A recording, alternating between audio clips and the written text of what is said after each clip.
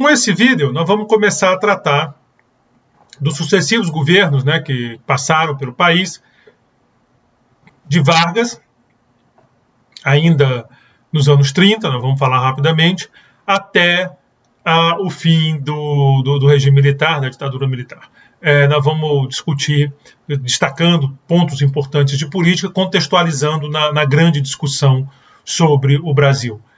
Não é o objetivo do curso esmiuçar cada uma dessas etapas, é apenas permitir um cenário geral. Quem quiser um aprofundamento de governo a governo, com uma análise mais profunda do que aconteceu em cada período, eu recomendo muito Ordem do Progresso, que é um livro de vários autores, organizado pelo Marcelo Pávio Abreu, e que eu acho que não tem referência melhor para esse tipo de análise que eu vou começar aqui. A minha é bem mais curta, bem mais focada, e o que eu estou querendo é porque, quer dizer, tem um espaço do curso, não é?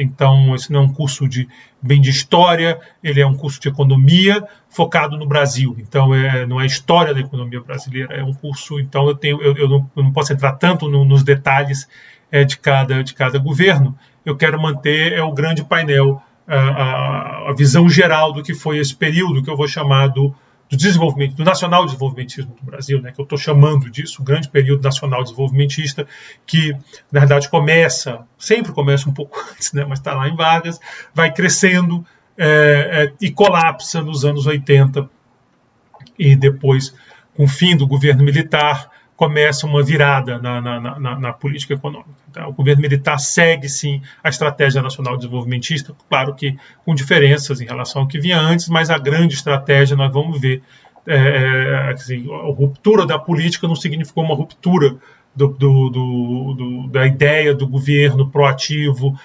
liderando o processo de desenvolvimento econômico, da indústria e tudo isso. Isso continua. A ruptura foi na política. Bom, eu sempre vou tentar, quando começar uma sequência, né, um governo, uma sequência, fazer um apanhadozinho aqui para a gente ter o painel geral do que aconteceu naquela época. Então, aqui eu começo com Vargas, Dutra e Vargas, a marcha para o progresso. É exatamente isso na época, né? Assim, o país tem que progredir, estamos marchando, esse é o país do futuro, esse é o tom da época. Eu vou tentar manter isso aqui nos meus slides, para a gente sentir um pouco o tom da época, né? Anos dourados, depois vem o Juscelino, 50 anos em 5, toda aquela ideia de que o Brasil, o país do futuro, que vai acontecer, as coisas vão acontecer, isso é muito um sentimento dessa época. Então, teve a República Velha, o PIB per capita cresce a uma taxa de 2,28%, entre 1901 e 28, é o que a gente chama de República Velha.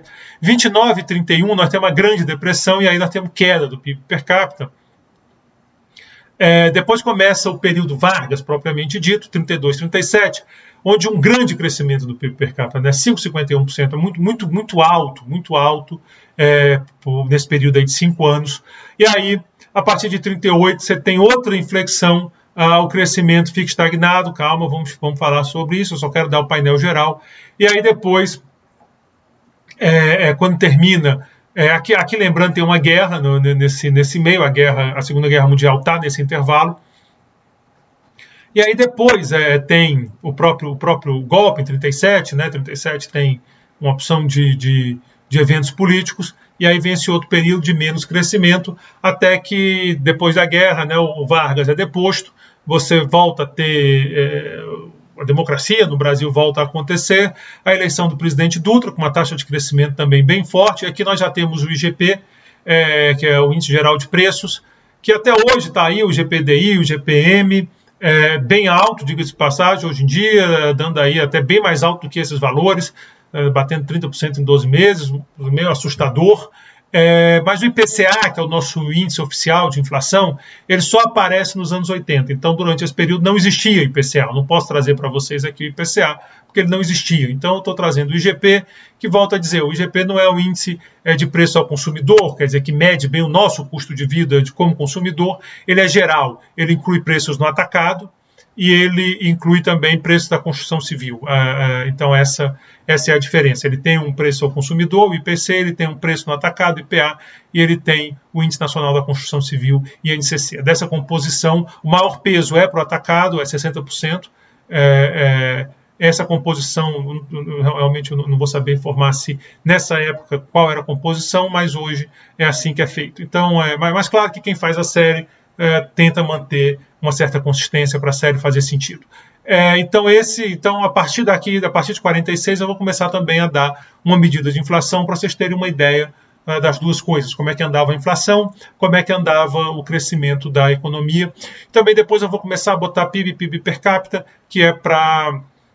porque a taxa de crescimento da população muda muito daquela época para nós, então é bom lembrar dessas coisas. Então, nós vamos falar de todos esses períodos. Então, o período do crescimento, quando Vargas volta a um crescimento que, se a gente está olhando para o passado do Brasil, mais ou menos, não tão recente, né, de décadas, as últimas décadas, é bom demais você segurar aí esse tempo acima de 3%, mas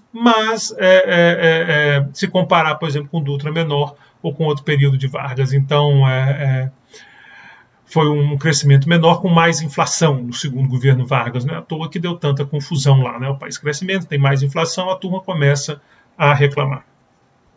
Se nós quisermos entender qualquer coisa dos anos 30, nós temos que lembrar da Grande Depressão. É impossível falar de economia nos anos 30 sem fazer referência à Grande Depressão. A Grande Depressão é o que eu digo que é um fenômeno macroeconômico que se vê a olho nu. É uma crise sem proporções. Então, vocês estão vendo aqui o PIB per capita dos Estados Unidos entre 1901 e 2016. Eu estou usando uma base chamada Projeto Madison Project Database. Você encontra na internet, se quiser fazer esse gráfico, pode fazer. Eu botei uma reta de tendência aí, só para a gente enxergar a tendência. E essa queda gigante que vocês estão vendo aqui, isso aqui que vocês estão vendo, é a Grande Depressão. Reparem que tem outras crises. Aqui é a crise de 2008, por exemplo. A crise de 2008, que tanto nos assusta, aqui está em logaritmo, tá? Isso aqui está em logaritmo. Eu devia ter posto ali. Essa crise de 2008 que tanto nos assusta, é isso daqui. Olha o que foi a Grande Depressão. Então, a Grande Depressão é, de fato, a grande crise. Se você um dia quiser estudar crises, e é um assunto que eu gosto de estudar, de ler, também já escrevi um pouco a respeito aqui da crise do Brasil, dos anos 80 em particular, é aí que você começa a estudar a crise macroeconômica e tal. A Grande Depressão é a partir da Grande Depressão que toma força, por exemplo, as ideias de Keynes, que até hoje influenciam o pensamento macroeconômico, e de certa forma foi em Keynes que apareceu a macroeconomia. Então a própria área macroeconomia está casada com a grande Depressão. Eu marquei algumas coisas no gráfico, talvez não dê para enxergar direito, mas uma coisa que eu estou querendo chamar a atenção é o seguinte: você tem a queda em 29 e vem cai.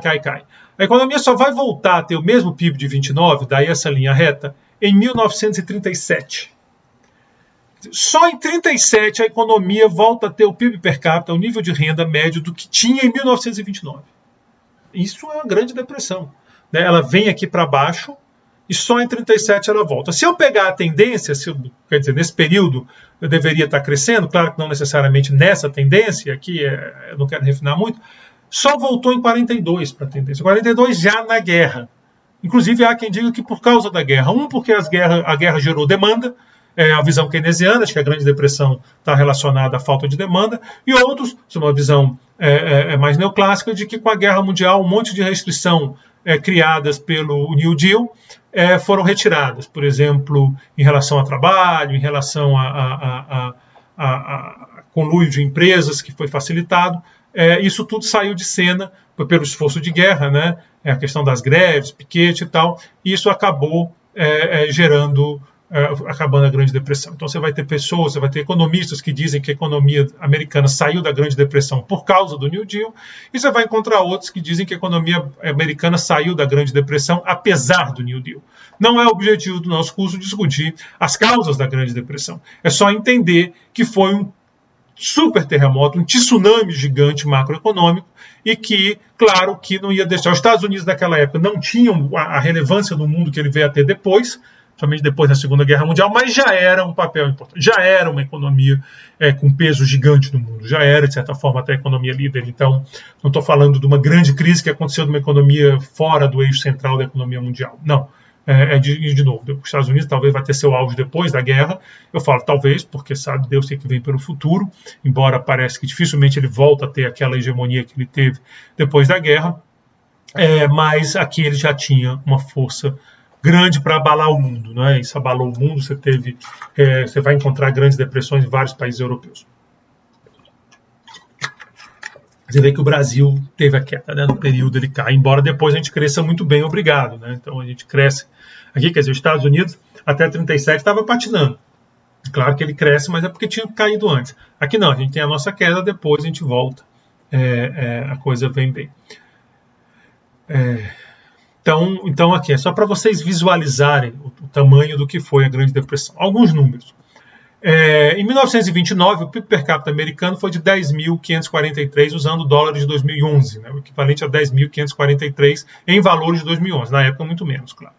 Em 1930 caiu para 9.490, que era um valor inferior ao observado em 1924. Então, o tamanho da queda. Os Estados Unidos, em 30, ele voltou para o nível de renda dele de 24. Então, 5 anos de marcha ré. Se você olhar o Brasil, não com essa dimensão, mas aconteceu. A gente ficou mais pobre do que era antes daquela crise grande e ainda não voltamos ao PIB per capita que tínhamos antes da crise, que começa lá por 2014 e ganha força em 2015. Em 33 estava em 7.270, inferior ao de 1909. Então, em 1933, a renda média do americano era menor do que tinha sido em 1909. Você viu que foi um andar para trás da Grande Depressão. Em 37, como eu disse, voltou àquele patamar de 29, 10.450, pouquinho menos, mais encostado. Mas em 38 volta a cair. E só em 1940 o PIB per capita americano supera o de 1929. Então, 1929 cai em 30 e só em 1940, já com a guerra acontecendo na Europa, o PIB americano vai superar o que tinha sido em 2029. Então perceba o drama que foi a década de 30 dos Estados Unidos, e não só nos Estados Unidos, em muitos países, e isso antes da guerra. Depois a guerra veio e a coisa piorou ainda mais. A Alemanha, por exemplo, no período de entreguerras, sofreu um horror. Na próxima unidade nós vamos falar da hiperinflação alemã, desse período entre guerras. Então foi um período caótico. A taxa de desemprego passou de 20% nos primeiros anos da década de 30. Passou de 20%, de novo. Para vocês verem o tamanho, isso nos Estados Unidos, do tamanho costuma ter uma taxa de desemprego menor, porque tem um mercado muito desregulamentado. Então a Grande Depressão, ela causa esse estrago na economia americana, afeta outros países e, claro, em maior ou menor grau, a gente não ia ficar de fora. Vamos lá. Efeitos. O que o Brasil levou da Grande Depressão? Lembrando, a Grande Depressão acontece em 29, né? A queda em 30, o caos estava lá, como a gente viu. O Brasil passou por uma ruptura nesse período, né? Que é exatamente a chegada de Vargas ao poder.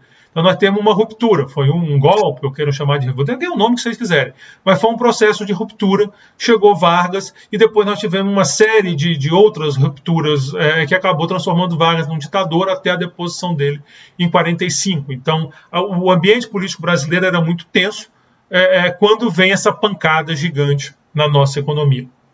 Então tem uma queda do valor das exportações, queda no fluxo de capitais estrangeiros, quer dizer, a gente tem dificuldade de exportar. Claro, a gente exportava muito café na época, café é uma coisa que as pessoas tomam mesmo ferradas, mas ainda assim teve impacto. E caiu o fluxo de capitais porque não tinha, né? Em setembro, para você ter ideia, em setembro de 29 e agosto de 30, as reservas caíram de 31 para 14 milhões de libras, naquela época era em libra que se falava ainda, ou seja, nós perdemos metade das reservas, né? Pouco mais de metade das nossas reservas. Em 31, nós ficamos praticamente sem reservas. Nós perdemos todas as reservas, a bem dizer, nesse período, porque parou de vir capital, a gente parou de exportar, tinha que importar outras coisas, né? Lembra lá da nossa capacidade de importação e tal. E aí você tem aquela reserva, que o nome está dizendo, é uma reserva de dólar guardado. Hoje nós temos uma reserva gigante, mas você gasta. E gastou muito rápido, porque a crise foi muito forte. Entre 28 e 32, o volume de importações caiu quase 60%. Então, esse é o tamanho da crise. Caiu exportações, não caiu tanto, mas caiu, o dólar não vinha. Caiu o capital que vinha nos financiar, deixou de vir. Moral da história, a gente começou a restringir importação para todo que é lado. Então, nosso volume de importação cai 60%, também, claro, parte por causa da própria crise. As exportações caem menos, cai 16%. Mas os preços das importações em dólares caíram cerca de 40%, enquanto o preço das exportações caíram 55%. Então, a gente ferrou mesmo, né? A gente tomou um ferro do tamanho do mundo. Nossos preços caíram muito, e volto a dizer, se você pensar que o principal produto era o café, ele não é dos primeiros que se corta, pelo menos. Vamos continuar com os efeitos no Brasil. Os termos de intercâmbio caíram cerca de 25% e a nossa capacidade de importar em cerca de 40%. Então, para um país que dependia de importação no sentido que nós discutimos, isso foi dramático. Isso foi dramático. Entre 30 e 31, a moeda local, na época era os R$1.000, desvalorizou 55%.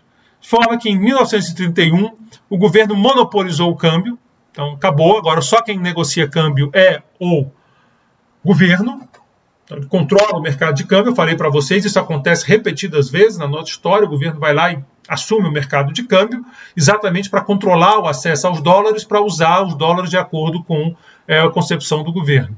E o banco, o câmbio do Banco do Brasil, então, quer dizer, só o Banco do Brasil, que é do governo, era mais ainda, hoje em dia ele é misto, só o Banco do Brasil pode mexer com vender e comprar câmbio, e suspendeu o pagamento da dívida externa. Então, disse, não tenho dólares, não tenho dinheiro, não vou pagar a dívida externa. Devo, não nego, pago quando puder. Isso aconteceu em 31, então.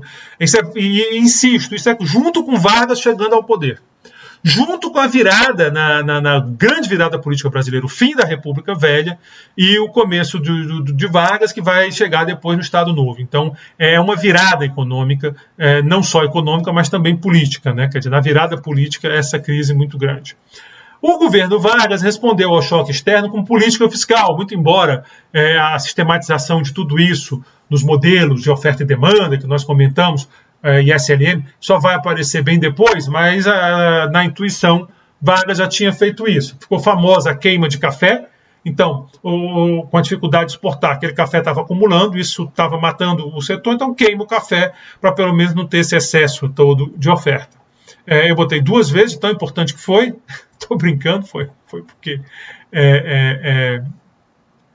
foi erro meu aqui, desculpe. E política monetária. Então, o governo também fez política monetária, em particular, em 30 ele quebrou o padrão ouro, ou seja, ele desvinculou a necessidade da nossa moeda, R$1.000, estar atrelado ao ouro. Ele quebrou esse vínculo entre R$1.000 e ouro. Isso também vai acontecer várias vezes na história, não só no Brasil, em outros países. Talvez a mais famosa seja os Estados Unidos, no começo dos anos 70, quando o presidente Nixon quebra o padrão ouro lá nos Estados Unidos. Mas essa história vai e volta. Nós vamos conversar mais sobre ela lá para frente. Acho que na próxima unidade, quando eu falar de inflação, nós vamos discutir isso melhor. Mas só para vocês saberem que aconteceu isso. Teve um aumento da base monetária, né? Quer dizer, o Banco Central deixando aumentar a quantidade de moeda na economia. E aí alguém pode perguntar, teria sido Vargas um pré-keynesiano? Teve uma opção de coisa, teve o Acordo de Taubaté, não, aí foi antes. Mas desculpa, aí foi antes, foi na República Velha. Mas você teve uma série de políticas para estimular o setor de café durante a história, e no Vargas não foi diferente. Bom, o que acontece? A inflação observada em 30 e 31 se torna uma pequena inflação em 33, em 33 volta a ter deflação. Então, no primeiro momento, não teve... Isso aqui não é a resposta à pergunta, não. A pergunta é um item, né? Não é subitem, não, para não pensar que eu estou provocando ninguém. Então, você tem deflação em 30 e 31, na sequência da Grande Depressão. Ela vira uma pequena inflação em 33, e 33 depois na sequência volta, mas a partir de 34, talvez aí por conta das políticas de expansão fiscal e monetária, ela ganha força e chega a 14% em 36. Então você tem um fenômeno inicialmente, não é o IGP, de novo, nesse livro Em Ordem do Progresso você vai encontrar essas séries, mas é a medida de inflação que eles usam. Bom, a partir de 34 o Brasil consegue um acordo com os credores externos para reestruturar a dívida. Então, tem uma reestruturação da dívida externa, né? Devo, não nego, pago quando puder, não posso pagar. É caloteiro? Não é caloteiro. Vamos discutir, vamos negociar, chega-se a um acordo. Isso aconteceu em 34. Em 1935, a remessa de lucro gera uma nova crise cambial que leva a uma ameaça de suspensão de pagamento da dívida externa. Qual o problema aqui? É a escassez de dólar, né, que nós já tratamos nos vídeos anteriores do ponto de vista teórico. Aqui é na prática acontecendo. O Brasil não consegue exportar. Cai a exportação, cai o preço da exportação, para de vir capital. Então, o Brasil vai ficando sem dólar. Aí ele para de pagar a dívida externa. Não tenho dólar para pagar, não posso pagar. Renegocia. A renegociação é feita, o Brasil volta digamos assim, a se inserir no mercado. Só que as empresas multinacionais que estão instaladas no Brasil, elas mandam parte do lucro, pelo menos, para suas matrizes. Isso, elas precisam de dólar. Então você tem uma empresa multinacional instalada no Brasil, essas são as famosas remessas de lucros, que depois lá na frente vai dar tanto problema. É isso a remessa de lucro. A empresa ela tem lucro, ela está trabalhando no Brasil. O pessoal americano vem, cria a empresa dele aqui, de tempo em tempo ele quer que parte desse lucro volte para ele, porque ele investiu para ganhar dinheiro. Só que ele não quer em mil-réis, nem cruzeiros, nem cruzados, nem reais, ele quer em dólar, porque a moeda que ele usa é dólar. Então para isso tem que transformar os mil-réis dele em dólar, e mandar para o exterior. Só que aí começa a ter o problema que nós não temos muito dólar. Então começa a criar um problema aqui. E aí essa remessa de lucros, o Brasil ameaça dizer, então também vou suspender o pagamento da dívida, que eu vou ficar sem dólar de novo, isso tendo acabado de renegociar. Então vejam como essa restrição externa afeta a política do país. Né?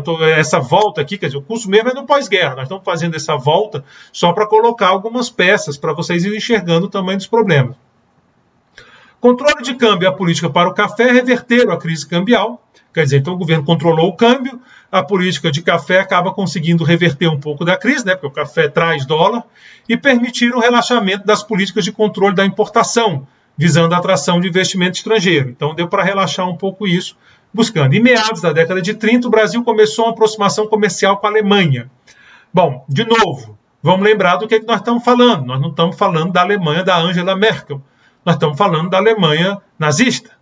Né? Meados da década de 30, já era a Alemanha nazista e já era percebida por vários países, embora a guerra ainda fosse mais para frente, só no final da década, mas já havia a percepção de que a Alemanha seria uma ameaça e de que teria a tensão com a Alemanha já estava aparecendo. E os Estados Unidos não gostou muito da ideia de ver o Brasil se aproximando muito da Alemanha. Por quê? Porque era a última coisa que os Estados Unidos queria, era a Alemanha com o pé na América, ainda mais no Brasil, um país gigante, né? Um país, basta ver que quando a guerra eclodiu, os aliados usaram o Brasil para organizar o ataque ao norte da África, que os alemães tinham pego. Se o Brasil tivesse aliado dos alemães, a coisa tinha sido mais complicada do que foi. Então, os Estados Unidos não gostou muito não dessa amizade, entendeu? Não queria muito o Brasil próximo dos alemães. Por outro lado, a gente tinha necessidade de dizer, mas eles estão comprando, né? Então eu vou vender para eles que eles estão comprando. E aí começou realmente uma série de tensões políticas, econômicas, negociações. O Vargas um pouco usou isso para trazer investimentos para o Brasil. Isso aconteceu. Bom, em novembro de 1937 é implementado o Estado Novo e aí o negócio fica mais feio aqui dentro também. Quer dizer, aí a coisa fica feia no Brasil. Ainda em 1937, o governo deu o default da dívida, isso é o jeito bonitinho de falar calote, então ele deu um calote da dívida, retomou o monopólio cambial, a taxa de câmbio foi unificada, naquela época era comum ter várias taxas de câmbio, dependendo do que você quisesse usar, nós já conversamos sobre isso e vamos falar um pouco mais na frente, quando nós falarmos do regime de câmbio múltiplo no Brasil. O controle do câmbio passou a ser o principal instrumento para o controle das importações. Claro, se você não tem dólar, você não importa. Então, se você controla o câmbio, você acaba controlando também as importações, dizendo, você tem dólar para isso, não tem dólar para aquilo.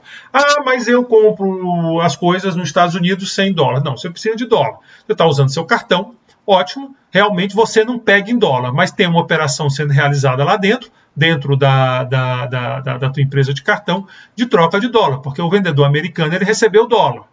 Então alguém pagou para ele em dólar agora de novo. Vamos pensar no mundo dos anos 30 agora, né? Nem nos anos 40, anos 30. Não tenta pensar como hoje, porque senão vai ficar difícil mesmo de olhar o que está acontecendo. Pensa que naquela época para importar era difícil a beça mesmo. Já era difícil e o governo deixava ainda mais difícil controlando os dólares.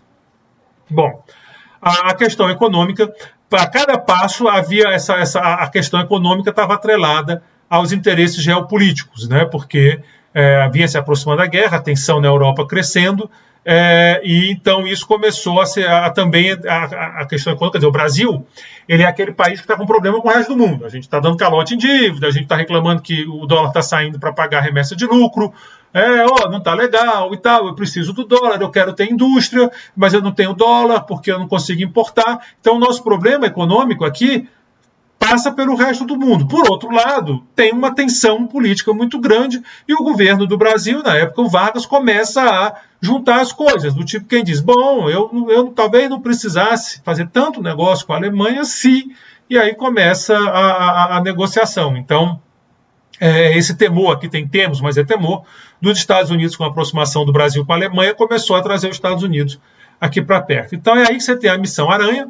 Ela consegue, do Oswaldo Aranha, ela consegue obter empréstimo nos Estados Unidos para descongelar atrasados comerciais e financeiros americanos no Brasil. Então, olha lá só, me dá o empréstimo que eu pago o que te devo. Mas se consegue, o Brasil volta à cena. Em troca, o Brasil flexibilizou o controle de câmbio, o que gerou descontentamento nos militares brasileiros, temerosos que uma escassez de divisa prejudicasse as exportações militares. Então, olha a confusão armada. Olha a confusão armada. O Brasil está cheio de problema. O Brasil está cheio de problema porque a Grande Depressão complicou a nossa vida. A gente está cheio de problema para conseguir dólares. Aí a gente para de pagar a dívida externa. Aí dá uma confusão danada, porque não paga a dívida externa, também não te empresta mais dinheiro, briga. Tá, então a gente volta a pagar a dívida externa. Tá, então te libera o dinheiro. Estamos felizes. Aí vem remessa de lucro. Mas remessa de lucro está atrapalhando. Vou parar de novo o pagamento da dívida externa. Não vai. 37, paro. Vamos negociar de novo. Resolve, acordou, vou te pagar. Agora tem que liberar o câmbio. Libera o câmbio. As pessoas começam a importar várias coisas. Os militares gritam, mas pera lá, a gente tem que comprar equipamento de guerra, porque está todo mundo falando em guerra, nós temos que comprar tanque, se bem que eu acho que nessa época ainda nem tinha tanque, né? O tanque é desenvolvido nesse período, mas, sei lá, os equipamentos de guerra que se usavam na época, metralhadora, ou seja lá o que se usava nessa época, né? O tanque vai aparecer mesmo na Segunda Guerra. Então... Mas já tinha algumas coisas assim, parecidas, uns blindados e tal. Não sei se as esteiras, quando apareceram, mas vai lá, não sou historiador militar. O que eu sei é que o Brasil precisava desses equipamentos, os militares começaram a fazer confusão, dizendo, não, mas aí os dólares é para comprar nosso equipamento, e do outro lado, não, os dólares é para construir nossa indústria, e do outro lado, já imagina um cara que dizia, eu quero dólar para comprar camisa bacana. Coitado desse, estava ferrado. Então, era essa a situação, a tensão na economia e a política se misturando. Com a eclosão da guerra em 1939, o Brasil perdeu o mercado da Europa Central. Aí complicou, porque com a guerra não dava para ficar mandando, porque tinha os bloqueios, tinha esse problema todo, e tinha a própria pressão americana, o que trouxe dificuldade com a dívida externa e a remessa de lucro, porque se você não consegue vender para a Europa Central, que era nosso comprador, não chega dólares, ou libras, que sejam, e você não consegue honrar os compromissos externos, nem tem dólar para remessa de lucro. Então vocês veem o círculo da coisa complicada, né? Complicado o negócio ali no Estado Novo, nos anos 30. Depois de 41, 42, essas perdas de mercado na Europa Central foram compensadas pelo aumento de venda para os aliados, porque a guerra exige matéria-prima. E nós vendemos matéria-prima. Então você começa a guerra vai começando a ajeitar as coisas, vai começando a mudar por aqui também. Em 41 é fundada a Companhia Siderúrgica Nacional, talvez um dos grandes símbolos do começo do processo de industrialização brasileira, né? Você está falando de símbolo, é simbólica, com financiamento americano. Olha lá os americanos. Não, pera lá, cara, eu te dou um empréstimo para você fazer uma companhia siderúrgica, né? Bom, porque aí tem aço para exportar, tem aço para vocês, fica longe dos alemães, então vai tendo essa negociação. Em 43 é criada a Consolidação das Leis do Trabalho, a famosa CLT, está aqui, a CSN está aqui até hoje, embora hoje em dia ela não seja mais uma estatal, ela hoje é uma empresa privada. Em 43 é criada a Consolidação das Leis do Trabalho, a famosa CLT, que tanta confusão dá até hoje. A CLT é inspirada, e até hoje muita gente chama atenção para isso, ela é inspirada na Carta do Trabalho, né, dos italianos, lá de Mussolini. Então, o fascismo tinha uma pegada sindical forte, então a CLT tem essa inspiração, mas o que é importante para a gente é exatamente se criando o Brasil industrial. né? A CSN, essas negociações, a CLT, que é uma coisa que olha muito para esse trabalhador de turno, de indústria, né? Então, está se criando esse movimento, está acontecendo no Brasil, está mudando o Brasil. Fazendão, como se chama às vezes, de certa forma até uma maneira depreciativa de falar do Brasil da República Velha, mas o fazendão está mudando a cara dele, né? Direitos trabalhistas, siderurgia, indústria chegando. Bom, no final da década de 30, o governo adota uma política monetária expansionista, a inflação chega a 10% em 41 e não retorna a um dígito no Estado Novo. De fato, só em 48, aí já com o governo Dutra, o Brasil volta a ter inflação de um dígito. Então a inflação marcou a época, incomodou a época. Bom, com a proximidade do final da guerra, a política americana para o Brasil muda tanto na questão econômica quanto no apoio da ditadura de Vargas. Agora é a hora do troco, né? Pois é, agora eu não preciso mais muito de vocês, porque a guerra está acabando, os caras estão se enrolando, e aí vai mudar. Em 45, Vargas é deposto, o Estado Novo chega ao fim, e aí sim começa a história que nós vamos contar neste curso. Isso aqui foi o antecedente. Então eu vou encerrar o vídeo, é exatamente isso, eu vou encerrar o vídeo aqui. Exatamente, estamos com meia hora de vídeo, então está um tempo bom para a gravação. Na próxima aula nós vamos falar do governo Dutra, na sequência com a volta de Vargas e assim por diante. Obrigado pela atenção de vocês, espero que vocês tenham sentido essa transformação, guerra, restrição externa, que é uma questão que vai voltar aparecendo, o problema da capacidade de importação, a industrialização e a mudança do Brasil. Nós mostramos a mudança do Brasil com dados na primeira unidade do curso, agora nós estamos vendo ela acontecendo com políticas, né? Com inspirações de teorias que nós discutimos. Então vejam a linha do curso. As coisas estão grudadas, não estão soltas. Às vezes parece solto, ainda mais nesse modelo onde eu não estou interagindo com vocês para tentar puxar, mas tentem ficar atentos que tem um condutor. Obrigado, estou parando agora.